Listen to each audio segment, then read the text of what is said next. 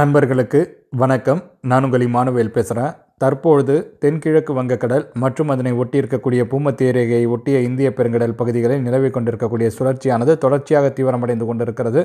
ஒரு கட்டத்தில் அது நகரக்கூடிய வேகமானது அதிகரிக்கும் அப்படிங்கிற மாதிரி தான் எதிர்பார்க்கப்படுகிறது. வானிலை ஆய்வு மையமும் இந்த மாதிரியான ஒரு நகர்வு இருக்கும் அப்படிங்கிறத உறுதிப்படுத்தி இருக்கிறாங்க. குறிப்பாக 11 மற்றும் 12ஆம் தேதிகளின் வாக்கில் அதனுடைய நகர்வு சற்று வேகம் எடுப்பதற்கான சாத்தியக்கூறுகள் என்பது உண்டு. தற்பொழுது இருவேறு மாதிரிகளும் இருவேறு விதமான கணிப்புகளை வெளிப்படுத்தி கொண்டிருக்கிறது. ஆனால் ஒரு விஷயத்தில் மட்டும் அவைகள் இரண்டிற்கும் பார்த்திங்கனாக்கா ஒரு ஒற்றுமை இருக்குது. அது என்னன்னாக்கா, ஒரு மாதிரி வடக்கு இலங்கைக்கு நெருக்கத்தில் அது நிலை கொண்டு அதன் பிறகு மன்னார் வளைகுடா பகுதிகளை அடையும் அப்படிங்கிற மாதிரி காட்டுது. அப்பயும் பார்த்திங்கனாக்கா டெல்டாவின் கடலோர பகுதிகள் பெனிஃபிட் அடைய போகுது. இன்னொரு மாதிரி பார்த்திங்கனாக்கா டெல்டாவிற்கு மிக நெருக்கத்தில் 11 அல்லது 12ஆம் தேதி வாக்கில் அது நிலை கொண்டு அதன் பிறகு அது டெல்டாவிற்குள்ளாக ஊடுருவி அதன் பின்னர் அது நிலப்பகுதிகளுக்குள்ளாக பயணித்து அரபிக்கடல் பகுதிகளை அடையும் அப்படிங்கிற மாதிரி காட்டி கொண்டிருக்கிறது.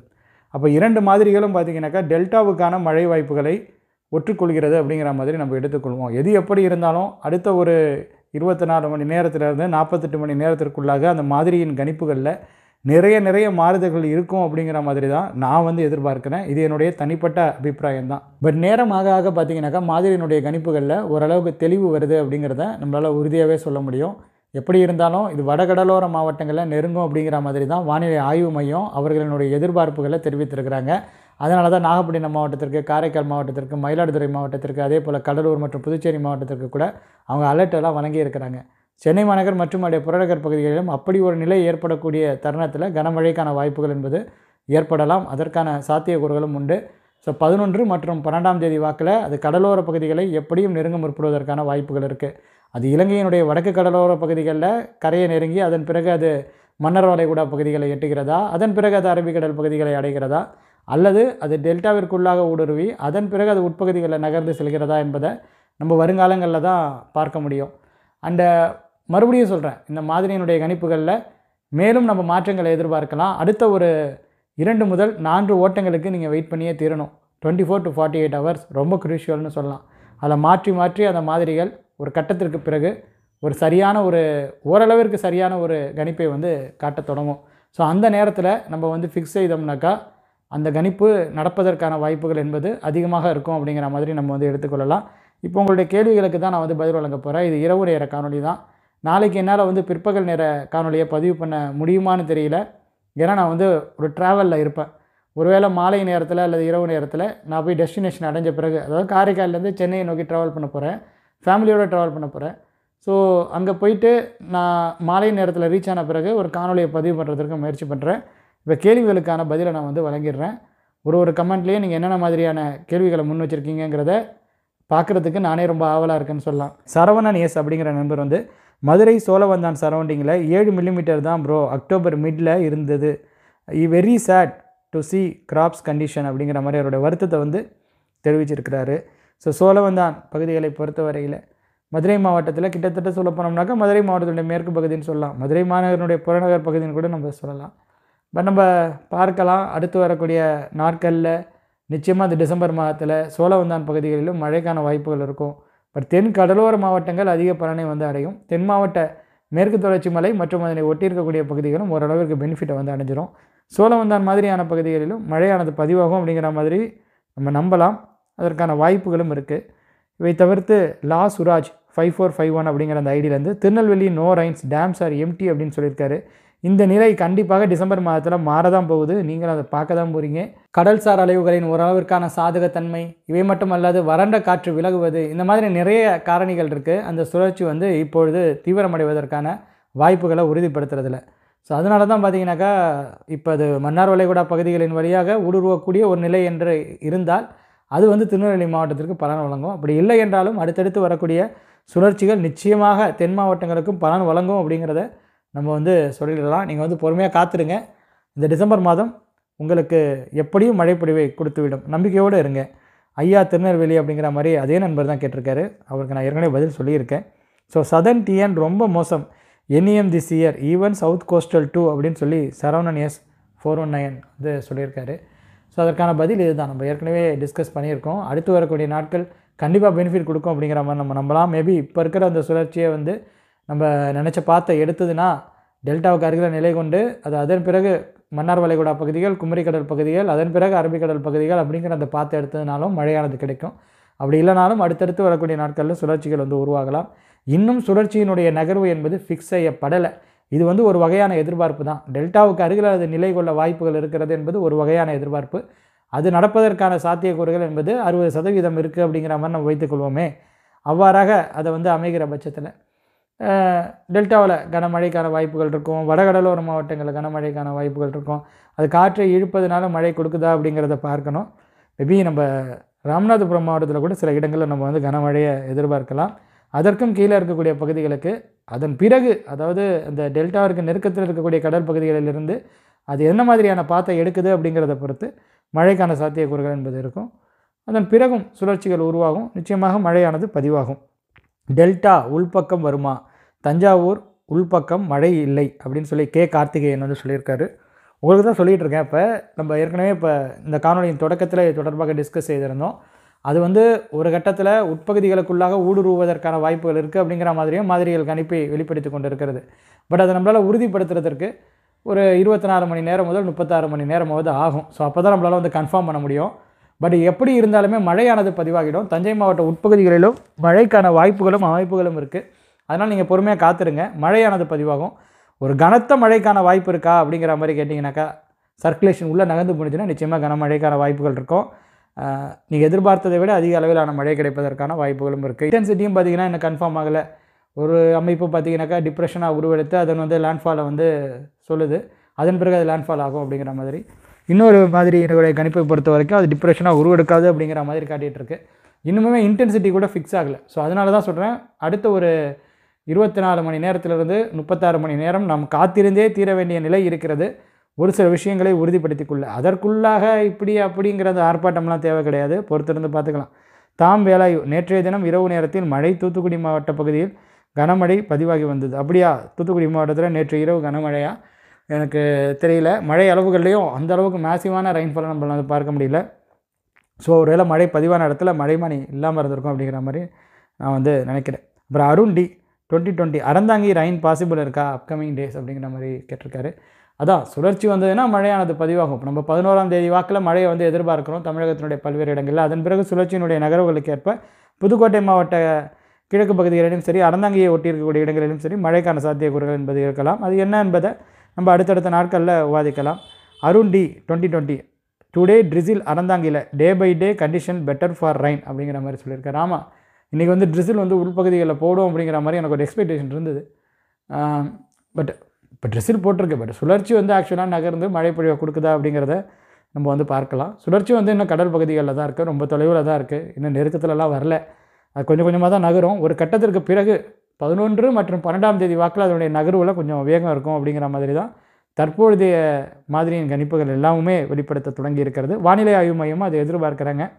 ஸோ அதனால தான் அவங்க அறிக்கையில் சில விஷயங்களை மென்ஷன் பண்ணியிருக்காங்க, என்னால் பார்க்க முடிந்தது.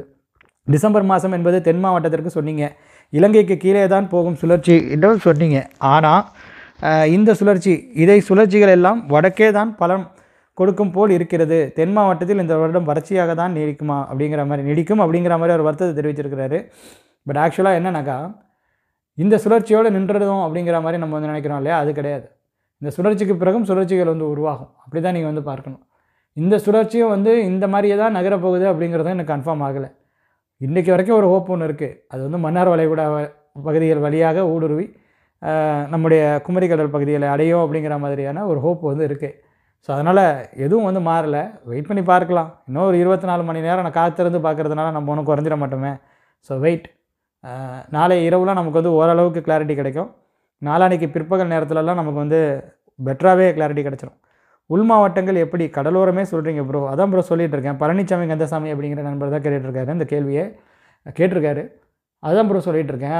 சுழற்சி வந்து உள்ளே நகர்ந்தால் தானே, உள்ளே நகர்ந்து போகும்போது தானே உட்பகுதிகளில் அதிக அளவிலான மழையானது கிடைக்கும். அதுதானே கடந்த புயல் வந்து செஞ்சது.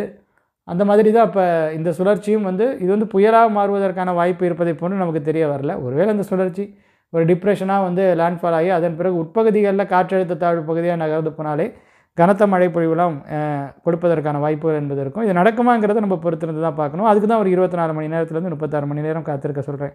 ஸோ மணி எஸ்ஒய்பி அவரும் வந்து கேட்டிருக்காரு, மிரட்டு நிலையில் மழை வராத நாளே இல்லை, ஆனால் தினமும் வாசல் நனைக்கும் தூறல், இனி மழை எப்படி அப்படிங்கிற மாதிரி. சுழற்சி நெருங்கும்போது தான் ப்ரோ தெரியும். 11ஆம் தேதிக்கு பிறகு வரக்கூடிய நாட்களில் மேபி மழையானது பதிவாகலாம். இந்த சுழற்சியும் தென் மாவட்டத்திற்கு பலன் கொடுக்காமல் போகும் போல உங்களுடைய அறிக்கை இருக்கிறது தாம் வேலை. நான் அப்படி சொல்லலை, சுழற்சியினுடைய நகர்வுகளில் சிறு மாறுதல்கள் இருக்குது அப்படிங்கிற மாதிரி தான் சொல்லியிருக்கேன்.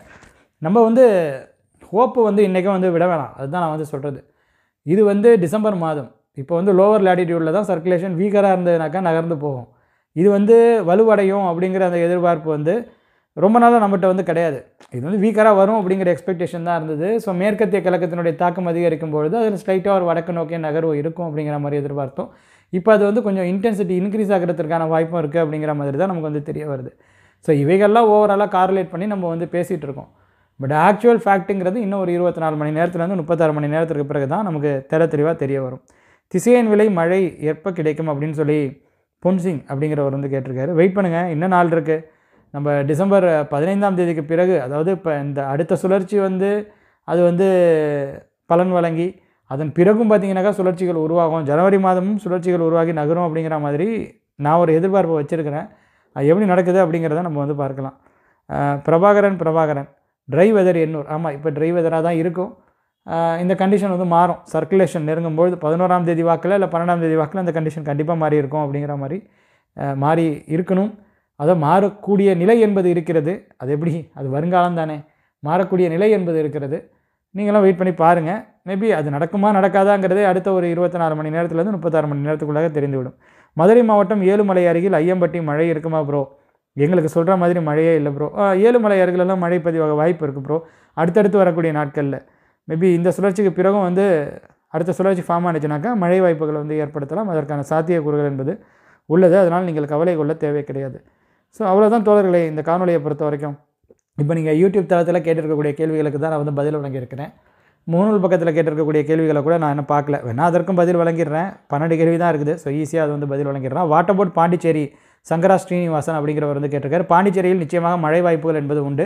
எந்த அளவிற்கான மழை கிடைக்கும் என்பதை இன்னும் ஒரு 24 மணி நேரம் கழித்து நம்ம உறுதிப்படுத்திக்கலாம்.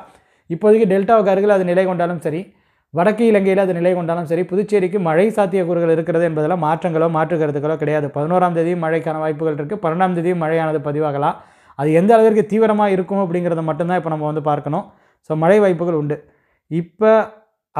இப்போவும் தென்காசி மாவட்டத்திற்கு கிடையாதா ஐயா அப்படின்னு சொல்லி ஆறுமுக பாண்டியன் சொல்லியிருக்கு. ஒரு ஆதங்கத்தை முன் வச்சிருக்காரு. பார்க்கலாம். இன்னும் மன்னார் வளைகுடா பகுதிகளுக்கு ஒரு ஆப்ஷன் ஒன்று இருக்குது. குமரிக்கடல் பகுதிகளை இதை அடைவதற்கான ஆப்ஷன் இருக்குது அப்படிங்கிற மாதிரி தான் நம்ம நம்புகிறோம். பட் வெயிட் பண்ணி பார்க்கலாம். ஒரு 24 to 36 ஹவர்ஸில் நமக்கு தெளிவாக தெரிஞ்சிடும். அப்புறம் செந்தில்குமார் சூப்பர் சார்னு சொல்லியிருக்காரு. நன்றி உங்களுடைய உங்களுடைய தொடர்ச்சியான ஊக்கங்களுக்கு என்னுடைய உளமார்ந்த நன்றிகளை தெரிவித்துக் கொள்கிறேன். இம்முறையாவது இலங்கைக்கு இடையில் சுழற்சி நிலை கொள்ளுமா? அப்படி நிகழ்ந்தால் தமிழகம் முழுவதும் மழை கிடைக்கும் வாய்ப்புள்ளதா?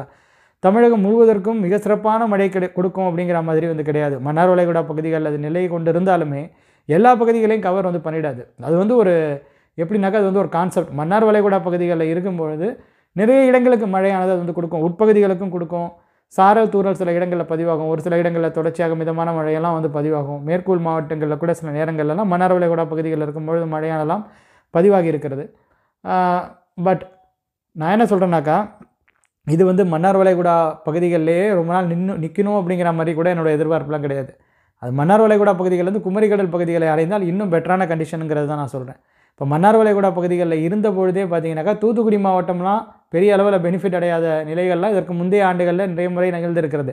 அப்போ அது குமரிக்கடல் பகுதிகளுக்கு நகர்ந்து செல்லும் பொழுது இன்னுமே கன்னியாகுமரி மாவட்டத்தில், தென்காசி மாவட்டத்திலலாம் மழைக்கான வாய்ப்புகள் என்பது அதிகரிக்கும். அதன் பிறகு அது அரபிக்கடல் பகுதிகளை அடைந்தது என்றால் தென் மாவட்ட மேற்கு தொடர்ச்சி மலை பகுதிகளில் கனத்த மழைக்கான வாய்ப்புகளும் இருக்கும்.